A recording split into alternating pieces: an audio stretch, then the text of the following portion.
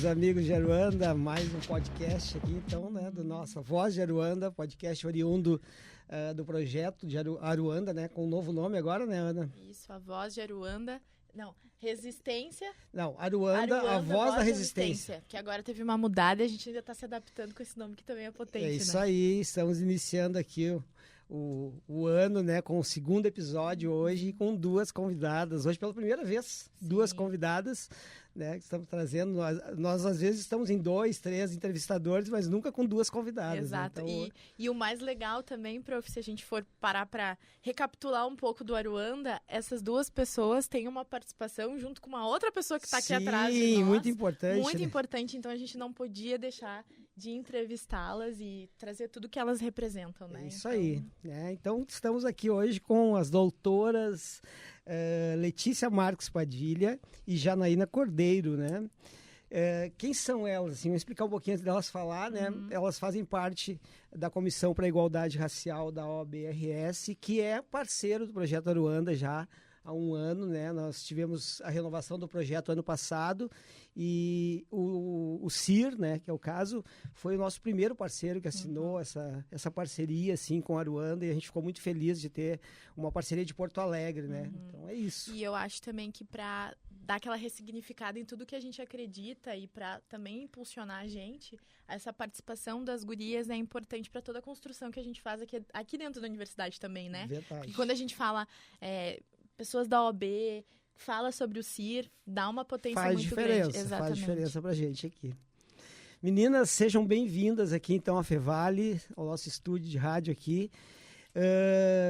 Aqui no podcast a gente sempre, quando vai entrevistar convidados, a gente pergunta um pouquinho assim, pede para que conte, hoje são duas, então tem que ser mais pocket assim, né? Mas a gente sempre quer saber um pouquinho assim, de onde venho, da infância, da família, né? Até chegar, né? Onde vocês chegaram hoje, né? Enfim, graduação, pós-graduação, mestrado e hoje doutorandas as duas, né? Então, contar um pouquinho de cada uma, assim. Começamos por quem? Quem quiser começar, muito ansiosa. Doutora Letícia, comece. Tá bem, então vou começar. Então, eu sou a Letícia Marques Padilha, nascida em Porto Alegre, minha família é de Porto Alegre. Todavia, eu sou filha de militar, meu pai é da reserva do Exército, então a gente sempre viajou muito, embora a nossa família seja do Rio Grande do Sul, de Porto Alegre, precisamente, a gente sempre viajou muito. E diante disso, assim, antes de contar um pouquinho a história do meu pai, eu preciso da minha família, eu preciso falar da referência da minha família. A referência da minha família é minha avó. Como toda família de pessoas negras, sempre tem a referência uma mulher negra forte. Vó por parte de pai ou de mãe? Por parte de pai. Parte de pai. Sempre tem uma mulher negra forte. E, no caso, a minha avó sempre foi essa referência, uma mulher negra, analfabeta, que começou a trabalhar como empregada doméstica aos 7 anos de idade e para sustentar a família. E então, quando ela casou e teve 4 filhos, o mais importante para ela, porque eu sempre digo, né, as pessoas negras, elas entendem muito cedo o que elas precisam fazer para sair da situação de vulnerabilidade. Então, ela viu que só através do estudo é que conseguiria sair daquela situação. Então, para ela sempre foi muito importante que os filhos estudassem. E aí o meu pai sempre foi uma pessoa, é o filho mais velho, sempre foi uma pessoa muito inteligente e ele colocou na cabeça que ele queria entrar no colégio militar. E o meu avô era militar já, militar de carreira, tinha sido soldado, cabo, e ele vivia viajando, ele nunca estava em casa, assim. E ela não sabia ler e escrever e o meu pai queria se inscrever para o concurso. E ela foi lá no colégio para inscrever ele no concurso. E aí chegou lá e ele disse, Letícia, acho que foi a primeira vez que eu vi a tua avó chorando, pedindo para alguém preencher a ficha de inscrição para ela. E aí ela foi num cantinho lá e pediu e preencheu. Aí meu pai fez a prova, passou. E a partir daí ele fez concurso. Passou para o Exército Brasileiro, foi para o Rio de Janeiro, para a Academia Militar das Agulhas Negras. Então, a minha vida, tanto meu pai quanto a minha mãe, eu posso dizer que eu venho já de uma família que já conseguiu superar algumas barreiras. Muitas. Então, assim, eu e a minha irmã, pra gente, a nossa situação sempre foi mais suave, porque a gente nunca precisou se preocupar se ia ter comida na mesa. se nós teríamos o que vestir, porque o meu pai e a minha mãe sempre nos deram essas condições. Minha mãe também sempre trabalhou desde os 14 anos e os dois conseguiram ingressar na universidade, completar a graduação, tanto meu pai quanto a minha mãe. Meu pai em Direito, a minha mãe professora de Matemática. Então, eu e a minha irmã já viemos de uma situação melhor. Então, a nossa única obrigação, como meu pai sempre disse, era estudar. Vocês têm que estudar porque daqui só para cima. Daqui só para cima. Então, e vocês entenderam. Exatamente, deram conta do recado. Entenderam bem. Então, assim, eu vim desse contexto e graças a Deus por justamente, eu falo sempre da minha avó, porque sempre foi na casa da minha avó paterna que eu me enxergava, porque eu via a realidade da população negra, porque a minha avó, ela acolhia todo mundo, a gente brinca que a casa dela era uma ONG, estava sempre além dos 4 filhos que ela tinha sempre uma galera, tinha os filhos adotivos também, que tinham problemas com a família, e então ali nós víamos a realidade mesmo, situação de acolhimento, aquela mulher forte que acolhia todo mundo, que ajudava todo mundo. Então, para mim, para nossa família, ela sempre foi uma referência, e por isso que eu sempre falo hoje, se eu estou no lugar que eu estou, se eu ocupo o lugar que eu estou hoje, é porque eu sempre penso nela. Eu sempre penso que ela sempre fez as coisas para melhorar a vida das pessoas negras, daqueles que estavam ao redor dela e precisavam de ajuda.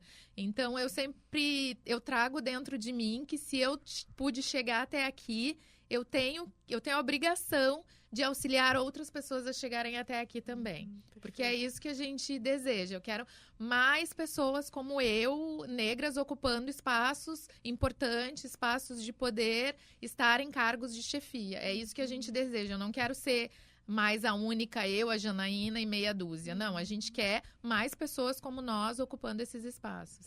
É isso aí. Perfeito. E nós também. Nós também. É isso. Mas aí conta rapidinho, assim, tem uma irmã, né? Eu tenho uma irmã.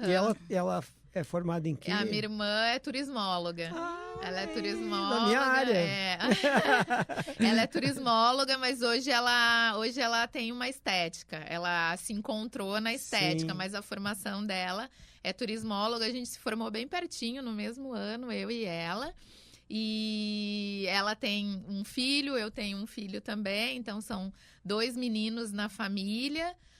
E eu optei pelo direito, acho que em função do meu pai também, acho que foi um grande incentivo para mim, assim, o direito. E segui fazendo graduação, aí depois me encantei, fui para o mestrado e agora no doutorado. Que legal. Porque, como a gente sabe, né, para pessoas negras não dá para fazer só o básico. Sim. Tem que ser sempre mais, né, porque a cobrança é sempre maior. E o mestrado e o doutorado o mestrado em que e o doutorado? O mestrado, eu fiz o mestrado na área de jurisdição e processo, na PUC, na Pontifícia Universidade Católica do Rio Grande do Sul. E o doutorado agora eu estou fazendo na Universidade Federal, na URGS, e na linha de pesquisa da Sociologia Jurídica. Ai, que legal. Bem. E Letícia, deixa eu te perguntar, durante esse percurso aí, bem longo, teve outros colegas, professores negros, quais foram tuas referências, além da tua avó, dentro da academia, assim? Porque... Quantos professores negros? Tô curiosa pra... Então, quando eu entrei na pós-graduação, a gente já começa assim, o número de mulheres já eram tipo assim, No na direito, pós-graduação, direito, tinham 3 professoras mulheres no mundo de 15 professores, ou seja, 12 homens e 3 mulheres. E aí, quando tu chega pessoas negras, eu tinha de colegas, juntando mestrado e doutorado da pós-graduação, nós éramos 3. Num universo que devia ter umas 60 pessoas, nós éramos 3. E aí, quando chega a professora, tinha uma professora negra. E ela não era da minha linha de pesquisa, ou seja, eu não fui aluna dela. Mas nós tínhamos afinidades, ela me chamava para participar dos eventos, mas ela não foi a minha professora. E eu posso dizer tranquilamente que na minha vida acadêmica eu não tive um professor negro. Nenhuma professora negra. Nada. Eu também. Assim, também, né? Eu tive sim. Tive. Uma no ensino fundamental. Na academia. Não tive. Academia, não. O que eu ia te perguntar, Letícia, agora também fiquei curiosa do seguinte. Dentro do direito tem várias linhas de pesquisa, né? E aí também cabe, né, pra ti também. Como é que, assim... Eu fico pensando que a gente tem que racializar tudo a gente quer pautar a população negra na graduação, no mestrado. Tudo bem, no mestrado a gente segue uma outra linha de pesquisa, então como é que... Porque o direito a gente fala de todos, mas para falar sobre a nossa população, para vocês fazer o CIR, por exemplo, vocês tiveram também que, né, bom, vamos nos construir, apesar de sermos mulheres negras, a gente precisa então entender quais são as leis que, né, como é que isso foi durante a academia para vocês também? Bom, eu posso dizer assim, eu durante a academia, eu ainda não tinha o letramento racial, eu não tinha ideia, eu não conhecia autores negros, eu não tinha referência negras na academia, na graduação não existia isso. Eu posso te dizer que eu comecei a ter consciência, foi quando eu saí, me formei, né, me graduei, fui trabalhar. Aí quando eu entrei no mestrado, o mundo foi se abrindo para mim. E aí eu fui conhecendo autores negros, personalidades negras, pessoas que eu digo assim, cara, me esconderam isso, me esconderam que essas pessoas existiram, onde é que estavam essas pessoas, por que não falaram disso, sabe? Por exemplo, nós temos o Luiz Gama, que foi um dos maiores abolicionistas do nosso país, um homem negro, autodidata, que não era advogado, foi considerado rábula, que era a pessoa que podia exercer direito, mas não era considerado advogado, jornalista, escritor, era um autodidata que libertou mais de 500 pessoas escravizadas só nos tribunais. E a gente não falava dele, eu não ouvia falar dele, entende? Sim. São coisas assim, absurdas, que só foi reconhecido como advogado em 2016 pela OAB de São Paulo. Então, assim, onde estavam essas pessoas? Elas sempre existiram, por que nos esconderam? Machado de Assis sempre foi embranquecido pra gente, parecia um homem assim, não sei se ele é branco, se ele é preto, se ele é branco, sabe? Esse tipo de coisa. Então, aí na academia, a partir do mestrado, aquele mundo foi se abrindo pra mim. E aí eu comecei a participar de comissões dentro da OAB, e aí comecei a ter maiores vivências e despertei muito para questão racial, mas se deixar eu falo muito, então deixa a Janaína. Eu quero ouvir a Jana também. Não, mas deixa ela se apresentar. Por favor, Jana. Ela falar dela um pouquinho, da vida dela. Boa tarde, então, me chamo Janaína, sou a mãe do Arthur, casada com o Maicon, e sou natural de Novo Hamburgo. De Novo Hamburgo. Que tá em casa. Tá em casa. Que legal. Gente, é uma felicidade estar aqui. Que legal. Mas tu não fez Representa muito pra mim. Não, Unicinos. Que legal. Representa muito pra mim. Cresci no bairro Boa Saúde.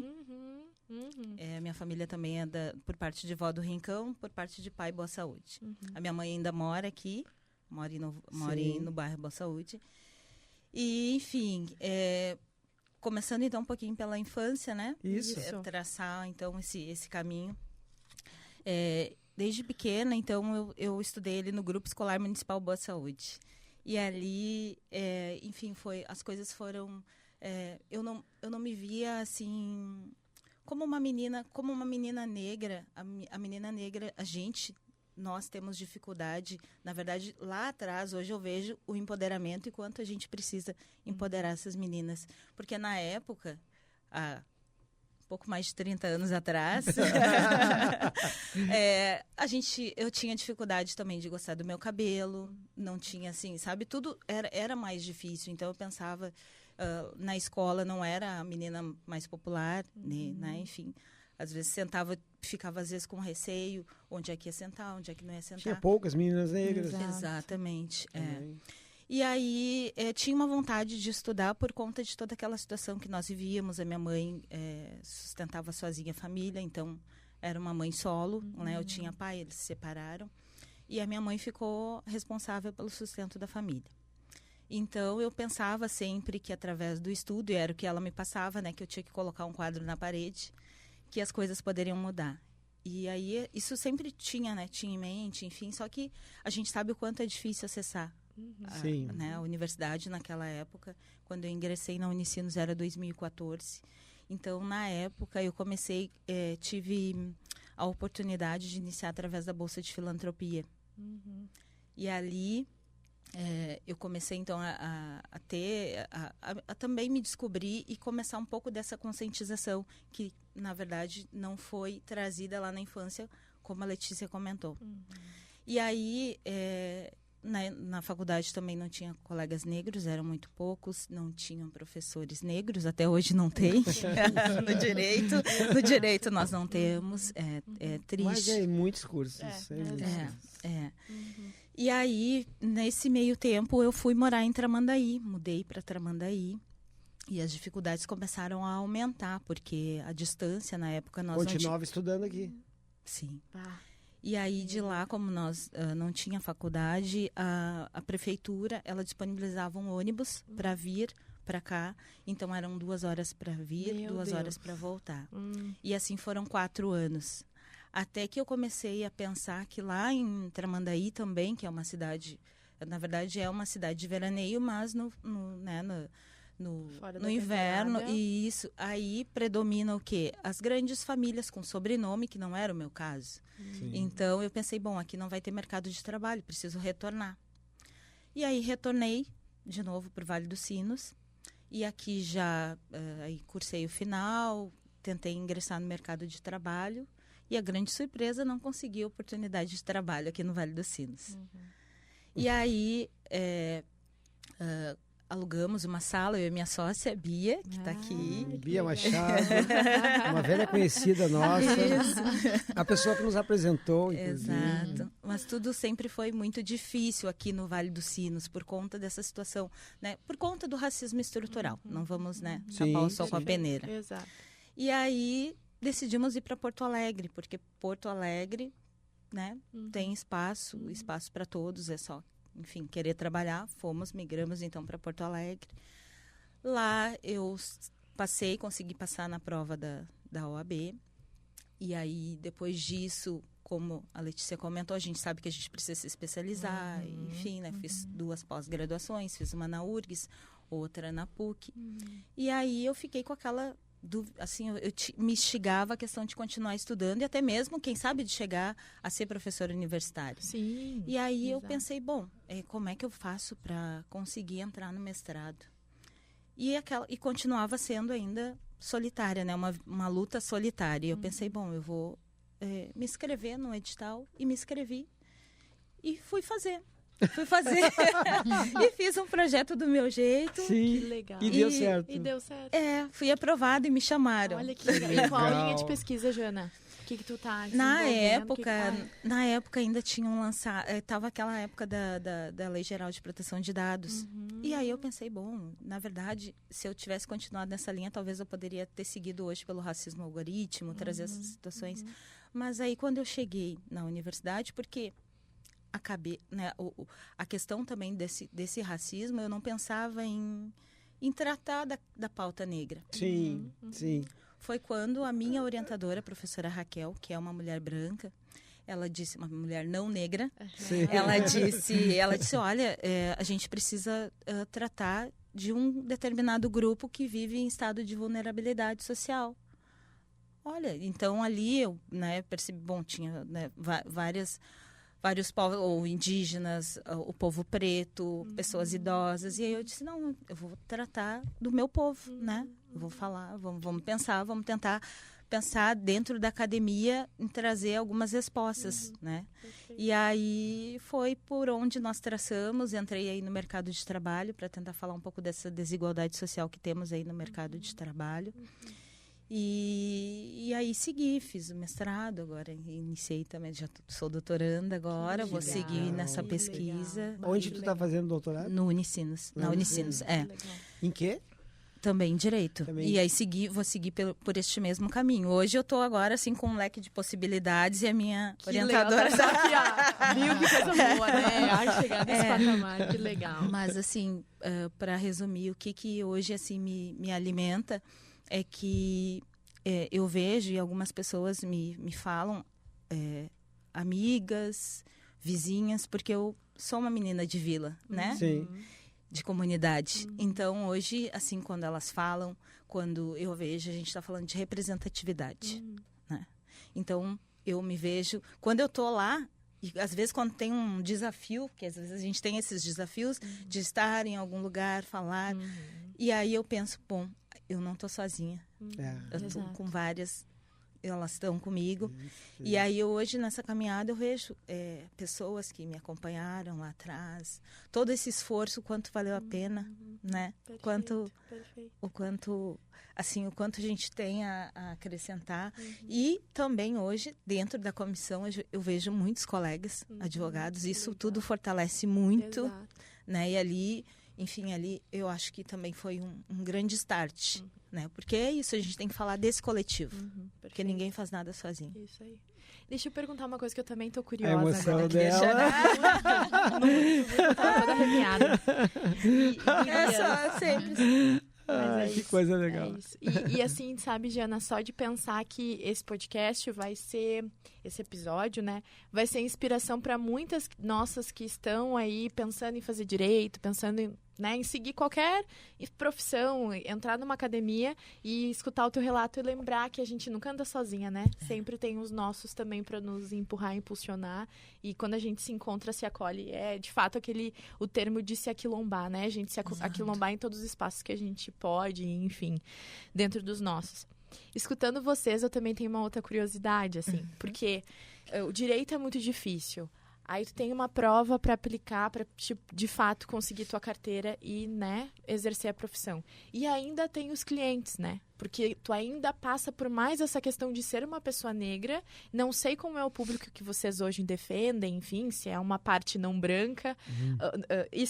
Se é uma parte não branca, pessoas negras, ou se são pessoas brancas também, como é que isso é pra você, sabe? Porque eu imagino que se eu fizesse direito, eu ia querer super que os meus clientes fossem pessoas negras, mas a gente sabe também que o acesso, às vezes, para um advogado, também financeiramente, às vezes, para essas pessoas é complicado, né? Eu falo pela minha família, porque eu já escutei vários relatos como esse, mas eu também queria escutar, assim, de vocês, sabe? O quanto isso para vocês também impacta. Porque eu, como, por exemplo, uma futura nutricionista, quero muito poder atender dos meus, mas talvez aonde eu estou para poder atendê-los, né? Que espaço que eu tô para poder atender a demanda dessas pessoas. Então, também queria escutar isso. Hoje a Ana, ela, por exemplo, está na Unimed lá, fazendo estágio, né? Quantos negros têm acesso à Unimed? Exato. Né? Então, exato, isso é uma coisa... Nossa, e durante esses 2 anos que eu tô fazendo lá, eu consigo contar nos dedos quais são as pessoas, né? Então, queria escutar isso, assim, de vocês. Sim. Falo primeiro? Fala primeiro. Tá. Então, isso é bem importante. Para mim, sempre foi... Eu sempre pensei, assim, como vai ser, porque eu venho... Durante 10 anos eu fui servidora pública, tá? Eu fui assessora de um desembargador no Tribunal de Justiça, então eu não tinha esse tato direto com as pessoas. Era processo. Então eu só fazia os processos e pronto. Quando eu decidi sair e advogar...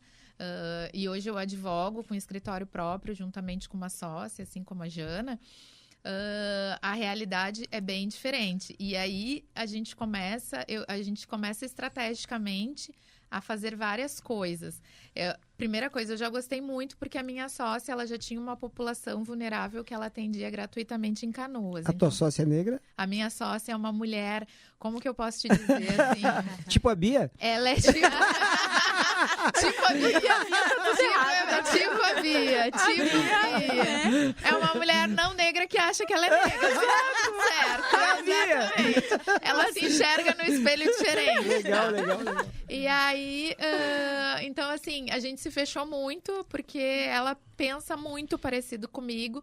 E aí, a primeira coisa que ela disse, Letícia, a gente tem que permanecer no centro. Porque no centro, as pessoas pegam um ônibus e elas estão aqui. A gente não pode ir para um lugar onde as pessoas tenham dificuldade de chegar. E verdade, isso é muito importante. E então a gente sempre, ela me mostrou muito cedo o caminho de, Letícia, a gente vai ter os nossos clientes, que a gente vai poder cobrar os honorários, mas nós vamos ter clientes que nós vamos fazer a nossa defensoria pública do nosso escritório. E eu, beleza, vamos fazer assim. E isso começou a acontecer automaticamente. E quem eram essas pessoas que não tinham condições de pagar? Pessoas negras, né, periféricas, como a gente sabe. Então, assim, a gente tem, ainda hoje, a gente tem, a gente nota, quando as pessoas vão nos procurar, eu já sei, esse aqui eu vou ter que atender, vai ser meu percentual de defensoria pública, porque não tem condições. Mas, em compensação, eu tenho bastante clientes não negros, tenho muitos clientes não negros, Mas também eu fico muito feliz porque eu tenho clientes negros bem-sucedidos que acham muito importante black money. Circular. Isso é bacana. O dinheiro tem que circular entre... Perfeito. E tipo assim, são pessoas que foram e procuraram outras pessoas. Eu preciso de um advogado e tem que ser negro. E aí, assim, vão chegando em mim. Chegam em mim e dizem, Letícia, eu cheguei em ti porque eu queria um advogado negro. E me passaram o teu nome, por isso eu cheguei em ti. Então, isso me deixa muito feliz. Isso é maravilhoso. Isso é muito bom, porque, tipo assim, minha mãe tinha um outro advogado lá, mas era não negro. Não dá, eu quero um advogado negro. E aí eu me sinto feliz. Eu digo, essa pessoa fala a mesma linguagem que eu, sabe?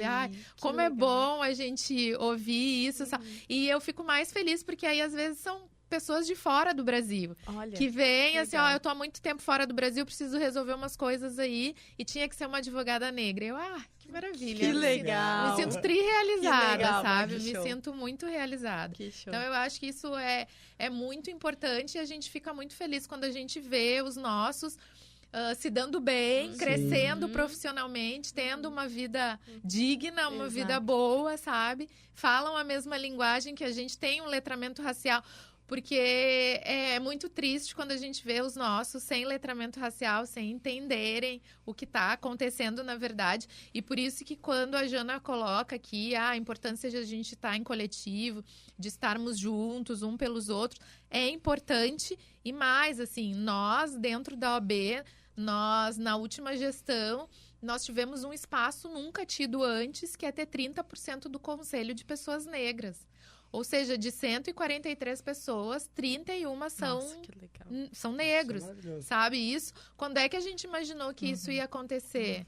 E aí a gente fala que é o nosso quilombo lá, o nosso aquilombamento. Aí falam, vocês sentam tudo junto. Eu digo, é óbvio. Aqui eu tô protegida, lá no meio, sei lá o que vai acontecer. Aqui eu tô entre os meus, eu sei que alguém vai me defender. Que legal, gente. Massa. E tu, Jana, qual a tua percepção sobre tudo isso? Eu não tenho muitos clientes negros. Eu, na grande maioria, são pessoas brancas. Eu atuo na área... Na verdade, a gente atua em todas as áreas sempre, né? Porque nós estamos preparadas para isso, mas tu tem que ter uma linha. E aí eu sigo na área empresarial. E na área empresarial, os empresários que eu tenho, que eu trabalho, na sua grande maioria são pessoas brancas. E... um episódio assim que eu gostaria de compartilhar é que tive algumas questões, 2 incidentes que aconteceram, e falando assim claramente, eu preferi tirar minha foto do meu WhatsApp profissional, exato, porque muitas das vezes eu tive clientes inclusive da Serra, então quando tive a indicação, aí eu pensei, bom, a questão de ter digamos assim, uma imagem, ela vai de certo modo me proteger.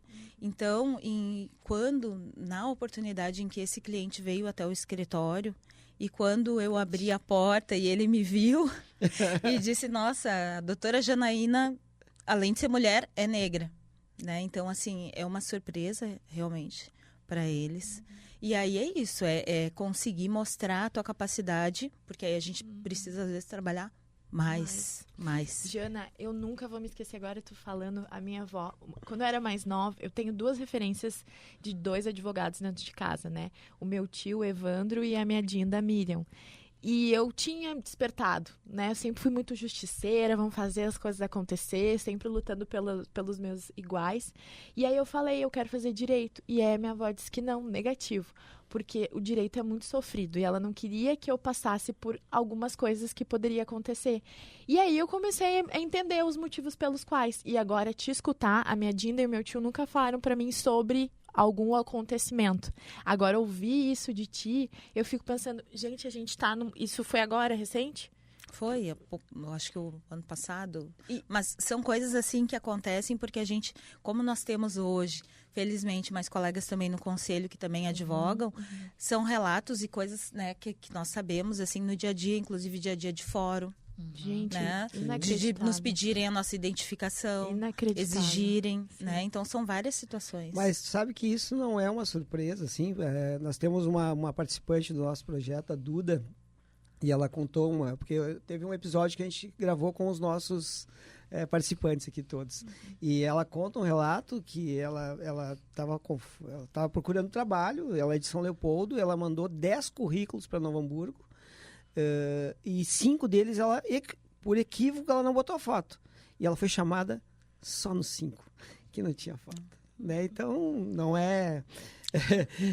tá certo e não colocar daqui a pouco, porque realmente, né, a gente tem essa questão, e isso é escancarado, né? E aí também tem essa questão, às vezes, também de não ser aceito. A questão também, às vezes, do assédio, porque é uma mulher negra e acham, né? Tem toda essa questão que a gente precisa também se proteger. Mas, meninas, a gente queria saber um pouquinho sobre a comissão. Eu, né, tenho muita curiosidade sobre a Comissão de Igualdade, né, Racial. Essa é uma comissão que foi criada aonde? Já existia no Brasil, no Rio Grande do Sul vem depois, como isso?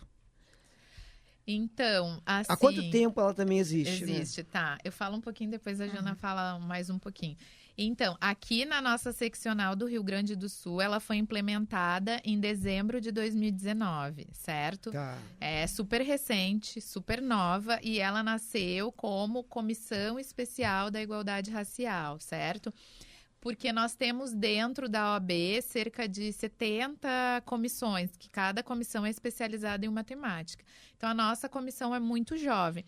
Mas ela é tão jovem e tão importante que, mesmo ainda assim, na sua primeira gestão, ela já se tornou uma comissão permanente. Hoje, a Comissão da Igualdade Racial ela é permanente, visto a sua importância da sua temática.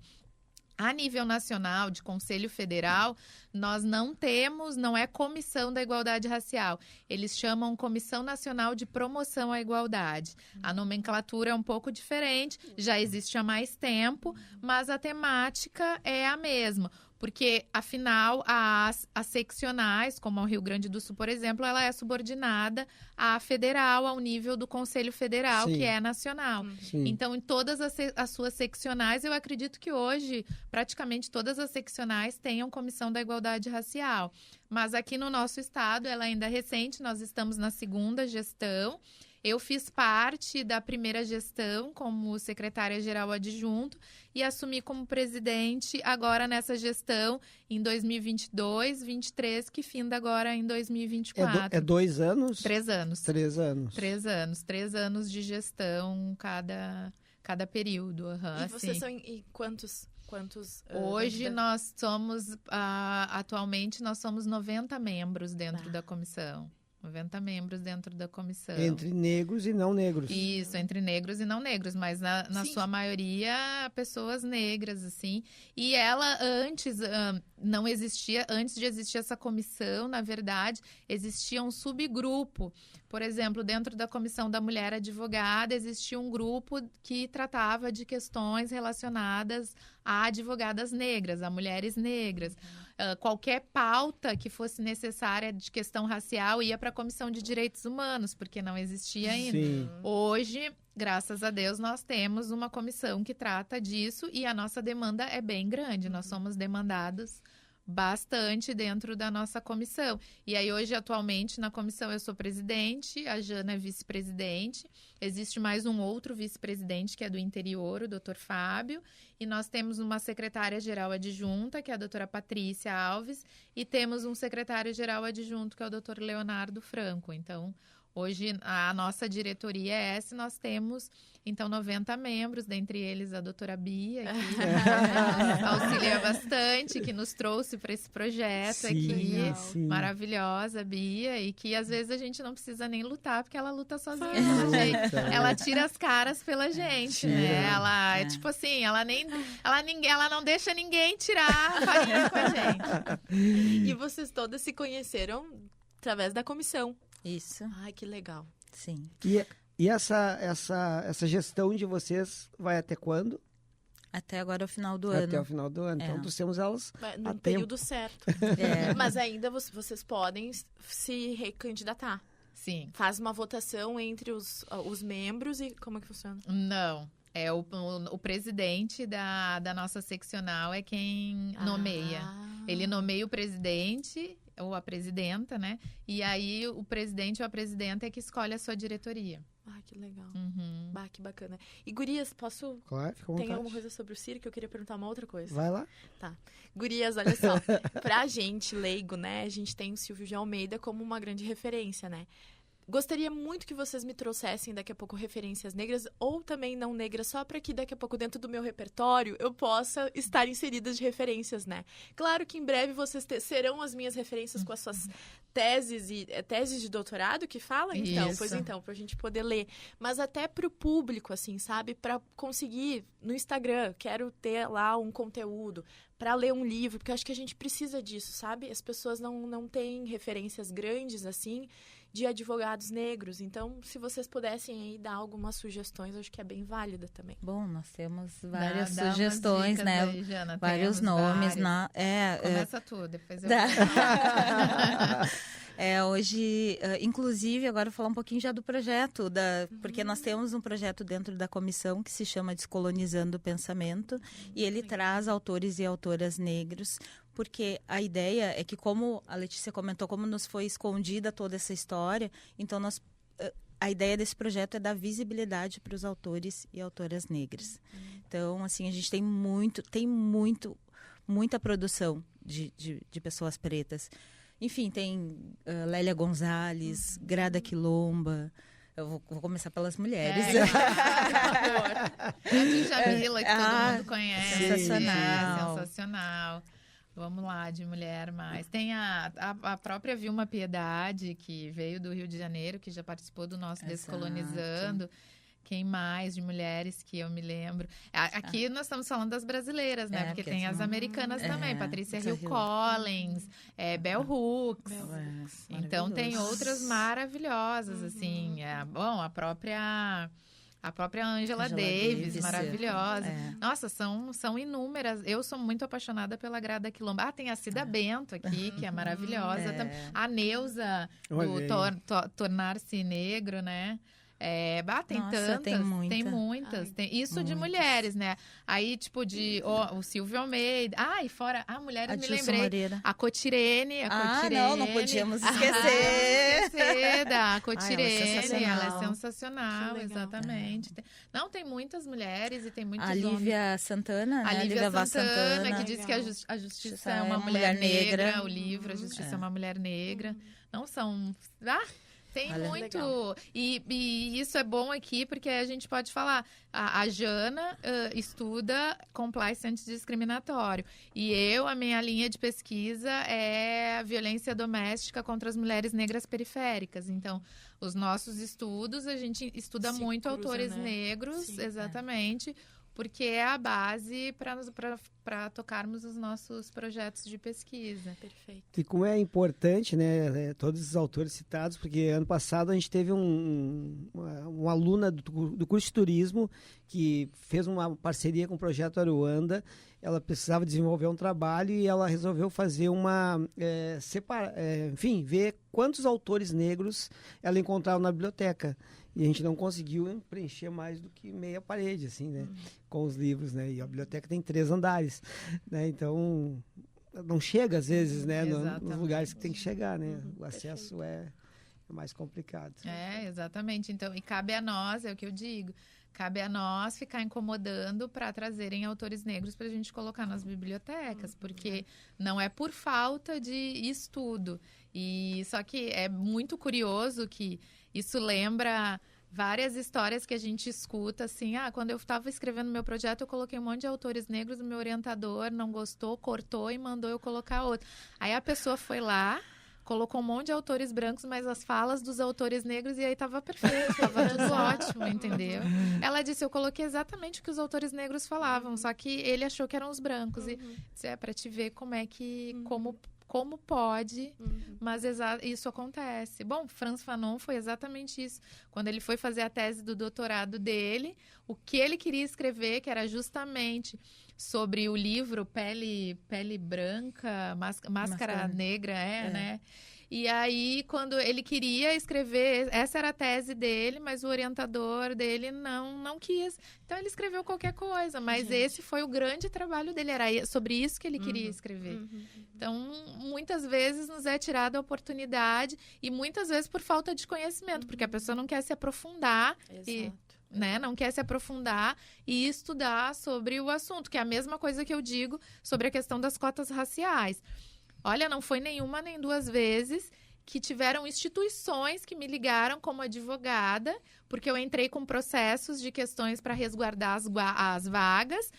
Ah, mas como é que funciona? Ai, mas eu não estou entendendo. E eu digo, meu amigo, tu que tem que estudar, não sou eu que tenho que te explicar. Vocês é que tem que ler a lei e estudar. Eu não tenho obrigação nenhuma. Isso mostra que vocês não estão nem aí. Perfeito. Sim. Perfeito. Porque o jurídico de vocês é que tem que resolver isso. Eu fiz o meu trabalho, fui lá e coloquei o candidato. Agora vocês estão com medo porque vocês vão ter que colocar um monte junto, né? Perfeito. Mas é vocês que têm que estudar, não sou eu que tenho que explicar para vocês, né? Mas para vocês verem como para eles não é importante. Porque se fosse importante, estudavam. Perfeito. E eu queria fazer um complemento só aqui com a Fica à vontade, fala da né? nossa presidenta, porque a comissão ela é muito ativa, a Comissão da Igualdade Racial. Então, nós temos vários projetos, falar um pouquinho deles, já que falei do Descolonizando, falar, assim, porque, enfim, a gente tem várias pessoas ali também engajadas em pensar, porque coisa para fazer tem, né? Tem muito. Então, assim, hoje a gente tem o projeto Igualdade Racial nas escolas, temos o Descolonizando o Pensamento, temos o Pílulas literárias. Isso. E comunidade. Isso, o CIR vai à comunidade, que é a nossa coordenadora Bia, né? Que vai até as comunidades e... A gente já foi com ela, já. Isso, Tem o Cir Cultural. O Cir Cultural. Tem o Samba da Advocacia, que a gente faz um samba lá na frente da OAB. Que legal! Lá na Borges, lá? Na Praça Açorianos. Que massa, hein? Preciso participar desse negócio. Que legal! São vários projetos, a comissão é muito ativa. Nossa, incrível, muito legal. O tempo passa rápido. O tempo passa rápido. Eu não queria. Sim. Meninas, a gente quer, assim, agradecer imensamente, assim, a presença de vocês aqui, porque além da potência que vocês são enquanto mulheres negras, essa parceria que vocês têm com a gente aqui tem nos ajudado demais, assim, o nosso projeto está ganhando cada vez mais espaço dentro da região de Novo Hamburgo e dentro da universidade também. A gente está sendo convidado para coisas que a gente não era convidado e isso está sendo muito bacana, assim, e vocês fazem parte disso, né? Vocês e outros parceiros que a gente tem aí. Então, a gente fica muito feliz de receber vocês aqui. São as nossas primeiras parceiras, né, que vêm aqui no projeto. E, enfim, Ana...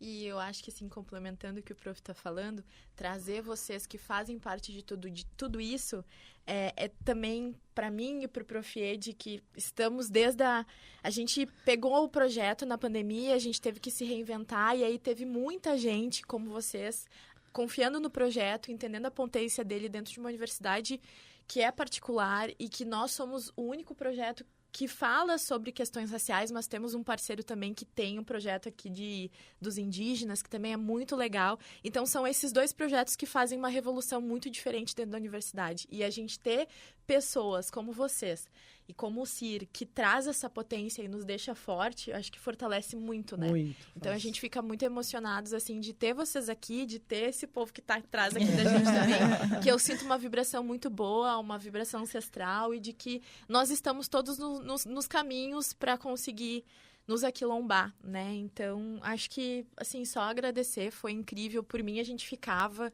né, conversando porque tinha muita coisa para falar. Acho que tem que ter um segundo episódio. Vamos pensar. Porque é incrível. Eu queria, pensar. né, a gente poder falar mais, mas, nossa, assim, só gratidão, agradecer de verdade. Último recado de vocês, assim. Vou começar eu. Bom, então eu preciso muito agradecer, professor Edmilson, Projeto Aruandas, meninas, vocês são maravilhosas e orgulho de ver vocês aqui no Vale dos Sinos fazendo a diferença, isso importa muito, é muito representativo.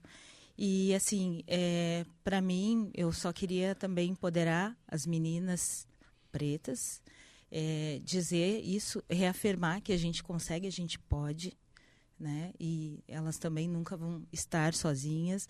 Agora, recentemente, a gente teve uma exposição com quadros de 2 metros de altura com mulheres negras lá no saguão da OAB. Então, é fantástico hoje ver essas meninas tendo acesso também à informação, vendo hoje na TV mais atores, né, e atrizes pretas. Então, isso é muito importante. E hoje, olhando para trás, vendo que tudo vale a pena. E um dia, só para encerrar, eu tive... nessa caminhada também, às vezes a gente tem que se virar e trabalhar muito, e até mesmo antes de iniciar na faculdade, eu complementava a renda, trabalhava no Ministério Público e fazia faxina na casa de uma psicóloga. E aí hoje ela me acompanha, né, uma das pessoas que me acompanham, e ela disse assim: Jana, tu tá entre as 10 mulheres que eu mais admiro na vida. Daí eu disse, não entendo o porquê, e ela disse, sim, ver como é que foi, né, onde tu conseguiu chegar, vendo hoje quanto diferença tu faz, e pensar que lá atrás quando eu tive a ideia também, tipo, vou fazer esse vestibular, eles disseram, me deram uma redação, eu levei para casa, fiz, e eles disseram, tu copiou, alguém te ajudou? Eu falei, não, foi eu quem fez. E aí, dali por diante, estou aqui hoje, ao lado da minha presidenta, né, vendo outras mulheres negras dentro da OAB. Então, assim, é sensacional. Nossa, muito obrigada mesmo, de coração. Nós que agradecemos. Nossa, incrível. Letícia. Eu quero muito agradecer o convite de poder estar aqui com vocês, porque é muito importante quando a gente fala na questão da representatividade, de poder estar no espaço, de se ver representada. E como a Ana colocou, falaste que como o mundo do direito é difícil. Nada é fácil, a gente sabe que nada na vida é fácil, mas assim, a gente tem que parar de achar que é impossível alcançar, que o mundo acadêmico, um mestrado, um doutorado é muito difícil. É difícil, mas é possível.